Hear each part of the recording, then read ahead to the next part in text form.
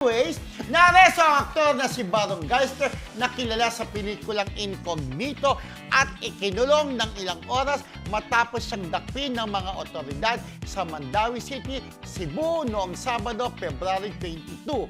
Ayon sa ulat, nakatanggap ang Mandawi City Police Office ng tawag bandang alas 3 ng madaling araw ukol sa insidente kung saan umano ay lasing si Baron at nagdulot ng kaguluhan. Inireport pala ng mga bayaw ni Baron ang insidente matapos itong ipagtatapon ang mga gamit sa kanilang lugar. Pinalaya naman ng aktor matapos ang ilang oras ng pagkakakulong nang makapagbayad ng 500 multa ang kanyang asawa. Samantala, naglabas naman ng payag ang Incognito actor nitong umaga sa kanyang Sockman account hinggil sa issue umanong kanyang kinakaharap. Breaking my silence, there's a lot of misinformation circulating.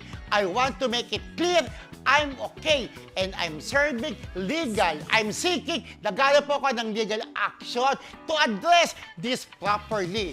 To those who continue to stand by me, thank you. Your support means everything. You to me are everything. Yun, di ba? Parang kasi nakakulong si Bandal sa kalasingan. Pero ang nagsumbong pa, yung di umano, yung bayaw niya, para sabi ng Google daw si Bandal, parang may hinagis-hagis daw, di ba? Kaya lang, baka mamaya, kaya may post yan si Bandal sa Facebook account, yung friendship natin sa yun Facebook, yun, di ba? yung post na. Oo nga. Hindi, pero hindi niya sinabi din ni Kali kung ano yung kanyang ibig sabihin. Baka mamaya iba sinasabi niya, eto siguro hindi lang yan lasing. Baka kasi ang sinasabi niya, misinformation, So kaya diba? nga may mga nalilito ngayon, may mga nagdadal na totoo ba ito o fake lang ito? May mga ganon. Kasi parang nagdududa. medyo vague eh. Parang Oh. medyo, Oh. parang ano eh, medyo hindi malinaw yung Oh, ano hindi eh. Walang malinaw. denial or Oh, oh. confirmation doon sa kanyang kung doon sa kanyang post kung sana sinabi niya hindi totoo yung mga lumalabas. Oo, kasi parang may- ano yun eh, nga eh. medyo Kaya ano nagdadala. eh. Pero Oo, may medyo sinasabi niya na seeking Illegal. Oo, na Legal. para mag-action. legal advice oo. to address this Hindi, properly. pwede siyang mag-demanda Properly, kung, halimbawa, rather. baka mamaya, di umano lang ha, baka mamaya may nagsasabi, ay siguro nakagamit siya, baka may ganang ibig Pero sabihin. hindi totoo yung Pero ano. ang alam, lasing lang. Lumalabas na naka-mugshot siya. Oo, meron yun, siya. yun ang hindi totoo talaga. Fake yun. Ay, ba't parang may nakita ko Oo. naka-mugshot? Fake Parang, yun. ay, fake ba yun?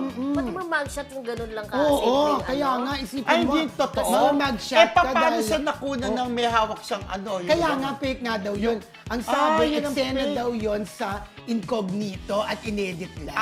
Okay. Yun. Alam mo naman mga netizens, magagaling, di ba? Pero ibig sabihin, na-detain, baka talaga namang na-detain. Tapos nakapagmulta ng 500 lang, di Hindi ko ba? naman Correct. ma-mugshot kung O ganun syempre lang nag-try ka. tayong, Ano? nag-try tayong i-chat si Baron pero hindi pa sumasagot. Baron, sumagot ka na, no? Baron, kaibigan natin niya si Baron Geisler, di Yes, ba? kumpare. Pero ang Okay. pagkakalam ko si Baron, hanggang lasing-lasingan lang talaga eh. Never pa siyang na-issue na parang gumagamit eh, di ba? Yes, hanggang Baka lasing. mamaya Doon naman siya ganun nahuli. sinasabi. Doon naman, wala naman sinasabing Oo, gano'n. baka iba. Doon lang sa pagkalasig naman yung Kasi- naulat, di ba? Correct. Kasi ano nga sinasabi niyang misinformation na kumakalat? Parang gano'n. Hindi, ah. baka yung sinasabi Baka- din ni Rodel na Yung parang hindi naman nakamugshot siya. nakamugshot. Kasi pagka naka-mugshot, parang Oo. ano kayo, parang convicted ka na. Ang sama-sama may ginawa nun. ka na Sama-sama nun. ng sobrang hindi maganda. Convicted ka na kaya iminagshot Iba talaga ang ka, magiging diba? tingin sa'yo ng tao kapag nakitang Pero ang yung- picture mo na naka-mugshot ka. Hindi naman natin sinasabing okay naman yung magwala, pero ibig sabihin compared dun sa ibang kaso, 'di ba? Kasi parang